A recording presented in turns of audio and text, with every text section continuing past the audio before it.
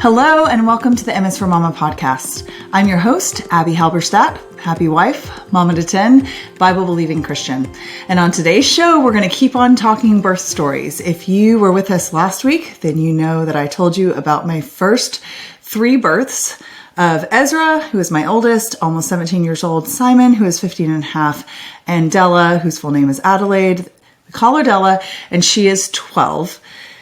And we kind of ended with a cliffhanger of the twins coming up. So I have 2 sets of twins actually, and their births were very different. And eventually I will get to telling you about both of them. But the twin birth that I'm going to talk about today is my first, which are my twin girls. They're identical. Their names are Evangeline and Magnolia. We call them Abbie and Nola. And their birth was in some ways, I think I said this on the last podcast, both the easiest and the best and the hardest and the worst of any of my labors. Now, I will say the labor itself, or what led up to it, was really what made it hard. The birth itself was absolutely hands down my best, most pain-free, most enjoyable, if there is such a thing. I know many of you are home birthers that are listening to this and actually enjoy your births. And the more I have children and the more births I experience, the more I'm able to be mentally present and have my perspective changed to one of gratitude, even when I'm in the midst of the hard and the pain and the push and the struggle.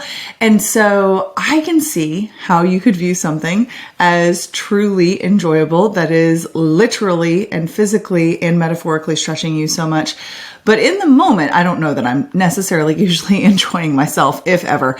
However, Abbie and Nola might sort of kind of be the exception to that because their actual birth was not pain-free, but quick and as pain-free as I've ever experienced. And I'm getting ahead of myself, so let me back up and tell you about the lead up to it, which was the gnarly part. I carried Abbie and Nola to 39 weeks and 4 days, which is pretty amazing for any set of twins, but especially impressive, yay God, for giving me a body that does this, for mono-di twins. Now, let me give you a brief overview of what that is. A mono-di twin pregnancy is one in which you have 1 placenta and 2 separate amniotic sacs. And there are different combinations. So a di-di pregnancy is when you have 2 placentas, 2 sacs. That's usually a fraternal pregnancy. In almost every instance, it means that your body understood that there were 2 eggs present that were released and it started preparing 2 separate placentas for 2 separate babies. In the case of identical twins, which is what a mono-di situation almost always is, your body was expecting 1 baby, so it prepared 1 placenta, but when the embryos split, your body just keeps going with that 1 placenta and it feeds both babies. Now, as you can imagine, it's a little bit higher risk because baby B doesn't have his or her own placenta to feed him or her.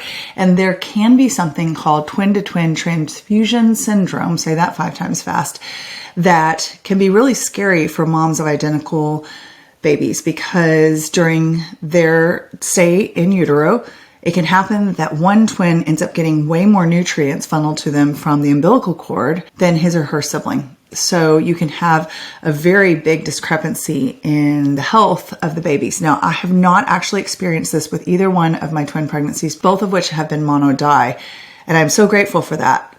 But typically, they try to say, they being the traditional medical community, try to say that a mono-di pregnancy should be done at 36 weeks, that is full term.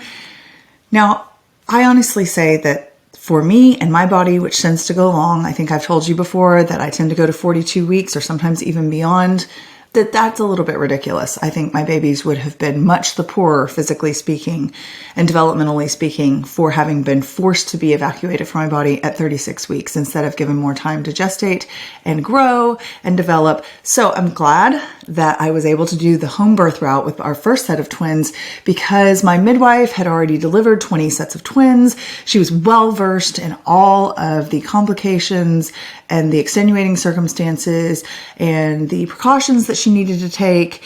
And for anyone that's wondering, when you do a home birth with a twins situation, you actually have a midwife for each baby, and you have legally an assistant for each baby. So we had 4 care providers at our birth at home, and all of them were there for the entire thing. And so you really have a lot of help on hand and a lot of very knowledgeable people that are there to assist if anything goes wrong. Now, thankfully, nothing went wrong with this birth, but getting there was so much work. So at about 39 weeks and 2 or 3 days, I would say, I'd been having contractions, but nothing intense, nothing that I would say had really developed a pattern, nothing that I would have characterized as genuine labor. Yes, I was absolutely miserable, absolutely dragging my feet, but at the same time, I was really stubborn. I was 29 whole years old, and I refused to stop teaching fitness classes, which I had been doing for about 6 years at that point.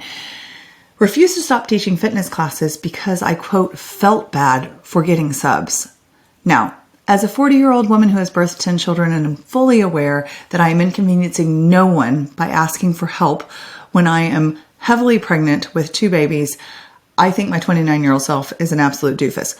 But at the time, it was important to me that I carry my load, including the babies inside, and teach my classes. So I remember about 2 days before I really went into labor and had them, that I was having contractions, that I was barely getting around, but I taught 2 fitness classes in a row. And again, I think less that that's impressive and more that that's stupid at this point, but I made it. So I taught a class called Body Pump, which is a strength training class, and I taught a class called Body Combat, which is a mixed martial arts kickboxing class. And you better believe I was not doing any jump kicks or anything very highfalutin in that class, but I made it through. And those were my last 2 classes that I was on the schedule to teach before I felt like these babies were probably going to come, because my body had been doing some warm-up labor. It for sure had been trying. It just hadn't managed to really kick in. Well, for the next 2 days, I had the weirdest stop-start labor that I've ever had. And I guess labor isn't the right term, but I would call it practice labor, prodromal labor, something far beyond Braxton Hicks, but something less than something that's going to produce a baby. And I was struggling through these bouts of shaking. I'm shaking my hands to show you how I was shaking, but feeling like my body was just in full on, I'll use this phrase, adrenal fatigue, adrenal overload. And if you go look up the actual technical clinical definition of that, you're going to say that's not what your body was doing. But my midwife said that too. She goes, I feel like your adrenals are shot, that your body is tired, that you are on overload. You need to get these babies out of your body. And I will say this, when you have a midwife that's delivered 20 sets of twins, and when you have a midwife that's been doing this for 30 years, and she is just knows all the tricks of the trade, and she is just so kind of weathered in this profession, it's very hard to surprise her or ruffle her feathers about anything. And I've tried. Not really intentionally, but you tell her like this is happening. She'll go, oh yeah, that happens. That's normal. Or this is happening. Yeah, that's frustrating, but here's the solution. And I remember waddling into my 39-week appointment and her saying, Abbie, why have you not had these babies yet? Like, I was like, oh my goodness, Thalia is ruffled for the first time ever. And she wasn't scared or upset, but she was like, we need to get these babies out. Like, we need to start talking about, measures to help you along. Well, for 2 days, my mom was nice enough to take my kids because I kept kind of, quote, going into labor and, oh, this could be, that feeling of this could be it, or I needed rest. And I almost felt like I felt flushed. I felt like I had a fever. I was shaking. My walking was unstable, and I would feel so out of it and woozy. And then an hour later, I'd feel fine, like completely fine, or at least as fine as a 39-week, 2-day pregnant woman can feel with twins. And they're her numbers 4 and 5. So, her body's already been through the ringer a couple of times. So I'm like, what is going on? I was having trouble sleeping and staying asleep, and then I would be fine. So I remember we went to Lowe's, because if you've ever been in this situation before, you cannot just sit at home and tap your toes. You can't just sleep. You have to kind of do something, or depending on your personality. But for my personality, I can't just sit there and wait for labor to descend upon me. I tried that. It made me anxious. So we would get out of the house and kind of slowly walk around the neighborhood, or we would go to Lowe's, and we went to Lowe's to pick up something like it was a legit thing that we needed, some nuts and bolts or something, but not necessarily something that we had to go do unless we were just trying to distract ourselves. So we went out to eat. We went to Lowe's, and I remember standing there, and I was wearing a very unfortunately patterned maxi dress, like a jersey drapey maxi dress. And to be completely honest with you, I tend to carry on the small side because I'm long-waisted. And I talked to you about how I only got to 30 centimeters at 42 weeks with Della, and they were worried about her size, and she ended up being 6 pounds, 5 ounces, but completely healthy, and it's very much so a normal size girl, has a size 8.5 foot, and is going to be taller than I am one day, I think. And I'm 5'7", so no worries there. But I tended to measure a little bit behind. So even at 39 weeks plus with twins in my belly, I was only measuring 42 centimeters. So my belly wasn't so very huge, but it was there for sure. And I was wearing a diagonally patterned black and white striped drapey jersey dress that kind of amply draped this big bump of mine and pointed in the diagonals down toward my belly, which only accentuated its size. So as I'm standing there getting ready to check out, I remember two things. I remember one, slowly making my way toward the checkout, and an older man, and by older, I mean probably pushing 80 years old, saw me coming and scooted himself into line ahead of me so that he didn't have to wait for my slow self to check out his items. That made me laugh. I'm like, really, dude? Okay, fine. I get it. I'm moving at a turtle's pace. The second was I was standing there in line, not feeling well. I'd already had a bout of this shaking and feeling like I had a fever and all of that this morning. Was feeling better now, but emotionally really low because I felt so jerked around by what my body was doing, by what my emotions were doing, by the fact that I was still pregnant at 39 weeks and 3 days at this point. And I'm just like, okay, Lord, can we please just pick one or the other? Because when I was shaking, I didn't feel capable of being in labor. It made me really afraid to think of being in labor when I wasn't even in control of these kind of muscle spasms that I was having. And when I felt fine, I was like, can we please just get this over with? So I'm standing there just kind of staring blankly, waiting for my husband to return with something that he went to grab. And this man looks down at me in my, diagonally arrow pointing to my belly button dress. And he says, wow, you look ready to pop. And y'all, have you ever seen the movie Paddington? If you have, there's a point where someone says something rude and Paddington just stares at them and the person starts pulling at their collar and sweating and saying, I don't understand why it's so hot in here and I feel so uncomfortable. And Paddington says, that's because I'm giving you a hard stare. And he said, my Aunt Lucy taught it to me, and it's what you do when someone has said something inappropriate, something like that. And y'all, I gave this dude a hard stare. For sure. And I don't think he felt uncomfortable at all. He just stared right back at me like, what? And we got out of there as fast as we could because Sean saw the look on my face and realized I was about to lose it and punch some guy in the nose. So if I remember correctly, this was a Sunday and it was around lunchtime because we had just eaten lunch, gone to Lowe's, and we got out of there and went home, and I took a nap, very fitful one, and woke up and had another bout of the shakes and the just weird feeling. I never actually had a fever. I kept taking my temperature, but just that body ache, sensitive skin, my face felt flushed, felt like I was on fire. Such a weird situation.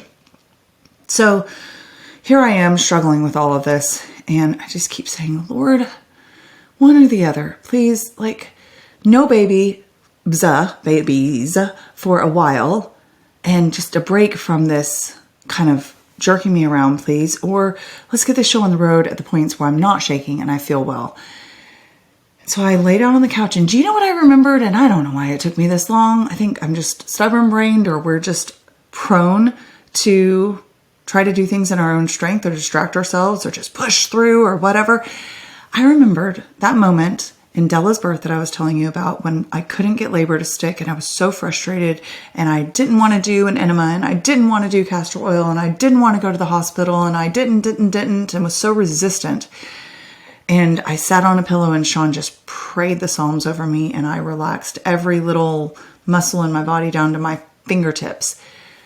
And I lay there reading the Psalms and I breathed, and I hadn't had a contraction in a while because they had kind of quit while I was going through these episodes of whatever it was. And I was reading the Psalms and I was reading about how the Lord cares for us. And I was reading about David crying out to God to rescue him. And I was reading both the Psalms of affirmation and celebration of God's goodness and the songs of despair and crying out to God for help, kind of back to back, just reading through them and letting the words wash through my mind and letting myself relax bit by bit. Fingertip, wrist, ankle, knee, shoulder, neck, and forcing myself to become a noodle again, just like I had to do with Della, because I have this stubborn, uptight body that wants to control everything. And I felt the contractions start to come back. And anytime I've been in this situation where the contractions stop and I feel like I'll never have this baby, because you start thinking irrationally, the baby's going to stay in there forever. I typically have to get to this point where I realize that I'm trying too hard, or that I'm trying to force things, or that I'm too uptight, or I'm too stressed and it's causing problems. And I have to force myself, what a lovely way to put it, to relax. And so I did that and forced myself to focus on the words, to focus on my breathing, to focus on making my muscles turn into water. And sure enough, here they come back. And anytime that happens, and I realize this, I don't believe that the contractions are real for the first 20 contractions. Well, 20 contractions every 5 minutes is a long time. And maybe that's too many. Maybe it's the first 10 contractions that I don't believe. But that's like 2 hours of contracting where you're like, I don't know. I don't know if this is going to stick, because you've had so many mind games between your body and your muscles that you're like, I can't trust you. So after about 2 hours of their steadily getting stronger and closer together, but being very manageable, being very mild in the grand scheme of things, we call my midwife and we say, it could be nothing, it could be something, but it's twins. So of course she wants to be there. She wants to make sure they have everything set up. So she comes, and I think the contractions started about 7 in the evening, and they didn't stop, and they kept coming, and I wasn't having episodes of shakes anymore, and my mind was really clear, and my spirit was relaxed, and my muscles were relaxed. And I was just so grateful. I just kept thanking the Lord over and over again, like, thank you for doing this for me, Lord. This didn't feel possible 3 hours ago. It felt hopeless. Like when you listen to or you read the Psalms where David is crying out, all my enemies are against me. Only the wicked prosper. Why is it that the righteous are so, downtrodden? And why is it that I have to endure? And Lord, where are you? It's easy to get there and you can think, well, this is birth, Abbie. This is not Saul chasing you in the wilderness while you run for your life. No, it's not, but it is delivering children into the world, and 2 of them in this case. So it is very, there's a lot of gravitas. It is very important, and it feels very weighty, literally and metaphorically, metaphysically. So, I was grateful for these contractions, but I was doubtful that anything was going to happen anytime soon because they just weren't too bad. So all of the personnel show up. I have my 2 assistants. I have my 2 midwives, and they're helping me in any way that they can. But this is my 4th labor and my first twin delivery. But I have just been having this mindset of, I'm just going to push these babies out. It's going to be fine. There's going to be one baby and there's going to be another baby. And I had asked my midwife all the questions like, what's the longest gap between babies that you've ever encountered? And she said, I think she said 2 hours, which I have since encountered people who know people that didn't have the second baby until a week later. Isn't that crazy? It was a really unique circumstance where one baby needed to come out first, but the second baby needed to keep growing. And I think I've actually heard of a longer gap than that, but I couldn't guarantee you that I was telling you the truth on that one. But my midwife had only had an experience with a 2-hour gap. And I was like, okay, man, that would be strange to deliver one baby and then to come back and have to do it again in 2 hours. So Lord, whatever you need to happen, have it happen. But I was praying for them to be really close together. And by the way, as a side note, we have some work going on outside of our house, on the exterior of our house. And I normally wouldn't film during that, but they were working on the back of the house when I started, and my babies are down for naps. And this is when I needed to film. And they've since moved to the front. So if there's a little bit of kind of noise, turbulence in the background, I apologize. And we'll do our best to minimize that in our editing of this podcast. But I'm just going to push through because this is the time that I've got. And we're here, so we're just going to do it. And I'm laughing because just as I told you guys that disclaimer, the pressure washer really ramped up and was like making big booms on the outside. And I didn't think y'all needed to hear those. So we're going to jump back into it and hope for the best. So I'm laboring, I'm walking, I'm squatting. I had always been kind of afraid of the squatting process during a contraction. And I'd heard that it could help the baby work his head down lower, or in this case, her head down lower, one of them, baby A, who ended up being Abbie. But it just felt so vulnerable to do that motion, that descending motion while your baby is descending. And it was a really scary thought. But I was making myself do the squatting and the lunging and all the things of relaxing my teenage son edits this, and I'm not going to scar him for life, so I won't go into greater detail than that, but doing all the things. And it just kept progressing so steadily, but doably, that I was in awe. I told you about how usually when I get to the point where my legs are water and my knees are shaking and I can't really get my breath and everything is agony, well, I'm about to have a baby. So, the pain is good. And I just wasn't getting there. And I remember, midwives don't check you often. They don't do internal checks very often at all. They let your body do its thing. And when it becomes pretty evident that you're about to have that baby, then they make sure that everything is complete and that your cervix is completely dilated. And then you get to push. Or in some cases, there's no process to it. Your baby just comes out because your body has done what it wants to do when it wants to do it. Midwives are good with that too. But she did check me at one point, and I had maybe been laboring for about 4 hours. And I know a lot of people have babies in 2 hours and under, and it's very like a freight train labor and it really gets going. But that's not the way my body works. So I've never experienced quite that before. Although when I get to Honor's birth, I can tell you a little more about why that one was the most traumatic birth that I've had and the most precipitous labor that I've had. But we're not there yet. He's number 7. We're on numbers 4 and 5. So I'm thinking, this is too easy. This is too manageable. This is not how my births go. It's not like I have the worst births ever. I don't have complications, but they're painful and they're kind of scary at the end when everything is really, really intense and really pressurized.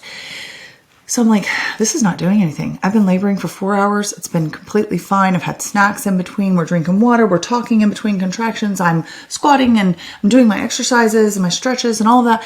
Everything's great. And my midwife checked me and she said, you're at a 5, like a good solid 5 heading toward a 6. And I said, no way. I would have said I was like a 2 or a 3. Seriously. How is that even possible? And she just smiled at me and she said, Abbie, I don't know if it's because you don't have one head pressing down against your pelvic bone or whatever, cervix exactly, if it's kind of splitting the pressure, or if the Lord is just being gracious to you because you have to deliver 2 babies or what. But just enjoy this labor for what it is. And if it ends up being this way till the very end, just praise God for that. And if it doesn't, praise God for that too. I just loved her. She was such a good midwife. And so I was praising God. Look what you did. You got this labor going. You kept these contractions coming. You're keeping them where I don't feel afraid of them. I'm very in the moment. I'm very present. I am sort of enjoying this because I know I'm about to meet my 2 sweet new little girls. And it keeps progressing and it keeps progressing. And each contraction is more intense than the last, but just as manageable. It never gets to the point where you're like having to grab things for support. And yeah, man, I think I've made the point enough. But it was just so kind of the Lord to give me this labor the way that he did. And I remember just not what I would consider enough pain to get a baby there. But they did check me again and I was almost a 9. And I was in utter shock.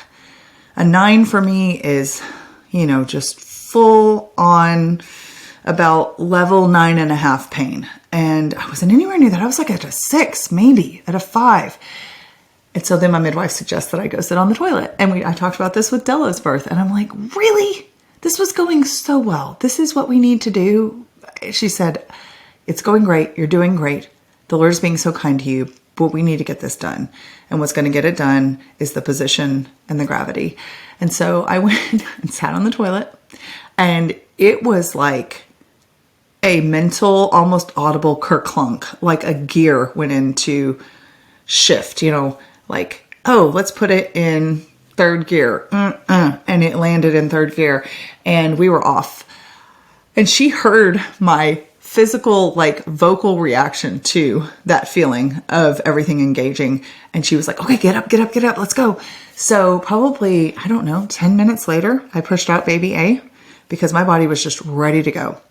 And then there was a pause and they put her on my chest and I got to hold her and I got to see her and marvel at her. And then I lifted up my head and I looked at Billy and I said, I know you said that it could be 20 minutes, it could be an hour, it could be quick. I think Nola's coming. We're still going. It didn't really ever stop. And my body starts contracting again. I feel the ring of fire. I feel pressure. And I think it's her head. And she says, okay, this is the water bag. I'm going to break it so that we can, get her out and see what we're dealing with more easily. And she breaks the water bag. And I'm doing that whole, hold everything in while it burns. And she says, oh. And I lift my head up and look at her and say, "Oh, what?" And she goes, "Well, that's not a head. Those are feet." And I knew that baby bees are notorious for flipping in utero when their siblings come out first. You create this vacuum. They've been squished in there with their brother or sister, and then you get baby A out, and they're like, woo, turning cartwheels in there. And sure enough, she had flipped all the way, so her feet were coming down the birth canal first. And I looked at Thalia. I didn't have a contraction right at that moment. And I said, "What do I do?" And she goes, "You push this baby out." And I said, "Right now? I don't have a contraction." She goes, "Right now, start pushing." So I started bearing down, and Nola came out. She folded in half and ended up coming out pretty much frank breech, bottom first. There is a really cool, but also slightly, I need some brain bleach, photo of her coming out, and kind of folded in half. She was perfectly healthy and pink. She was 7 pounds, and Abbie was 6 pounds, 4 ounces. So I had 13 pounds and 4 ounces of baby in me, and both were crying just like they should be and breathing just like they should be. And I was in the comfort of my own bed, and Sean and I were just beaming at each other because we had just had identical twin girls at home, and it was the most peaceful, just calm, kind, gracious birth that I have ever experienced. And I don't think I will ever get over how kind the Lord was to give me that birth experience. Because people, I think we tend to do this in all areas of life, but we tend to kind of want a pigeonhole. We want a category for something. People want to know, did you know that your pregnancies were twin pregnancies before you had a sonogram? Because I have these symptoms, and if you had these symptoms too, then I might be having twins. Like, we worry about things we shouldn't even worry about. The Lord tells us that we are not supposed to worry about tomorrow because tomorrow has enough trouble of its own, so that we can just worry about today. And by worry, I mean put our efforts and energy into living excellently for the Lord this day rather than worrying about tomorrow. And so it's funny to me when people don't even know that they're pregnant with twins, but they need to know my list of symptoms to know whether any of theirs match up to it, so that they can see whether they should worry about being pregnant with twins. You see how it is? We want things to be neat and compartmentalized. And to be completely honest, other than my body being kind of a stop-start, touch and go, finicky, responsive, meaning like if something happens, it tends to stop contracting. And if something happens, it tends to start contracting again. Kind of body, that's consistent throughout my labors. I've had all kinds of different labors. I couldn't possibly pigeonhole myself. And I will tell you on the whole twin pregnancy thing, if you're wondering the same thing, even if I did, and I have had inklings of being pregnant with twins before I actually had the sonogram, but even if I could tell you my symptoms down to the exact detail, it wouldn't mean that you would have the same symptoms. And even as you hear these birth stories with twins, or what's it like with a boy who's this size or a girl who's this size, just remember, just like with our comparison episode, just like in the episodes where we have talked about focusing on what the Lord has for us and the way we are supposed to respond to his call as opposed to looking around us. Birth stories are so fun because you get to experience something that is similar to your own experience, or you get to kind of walk through the mountaintop experiences as well as the valleys with someone else and commiserate and empathize and rejoice and all those things. But we can't possibly ever take it to the point where we're saying, of course, like, well, if she had that, then I'm guaranteed this. And I know you guys know that, but I have seen it enough in certain circumstances where people are like, I really want to know what happened with you so that I can know what will happen with me. And that's just not how it works. And you're going to find out with my future birth that it wasn't how it happened even after I had the twins, because it was so easy for me to think, man, my first 3 births kind of went through the ringer. They turned out great. There wasn't anything that went wrong. There were some frustrating moments, but no complications. I got babies out of them in my arms, and in a relatively short period of time, 44 hours, 28 hours, 32 hours from start to finish, some non-contracting happening during some of those, even within that time frame. And yet, this birth was the one that fixed it, right? This is the turning point. Now I'm going to have 7-hour labors where everything is easy and manageable, and I can just talk and laugh and have snacks and then contract, and then we get that baby out, or babies. Yeah, that's not how it happened.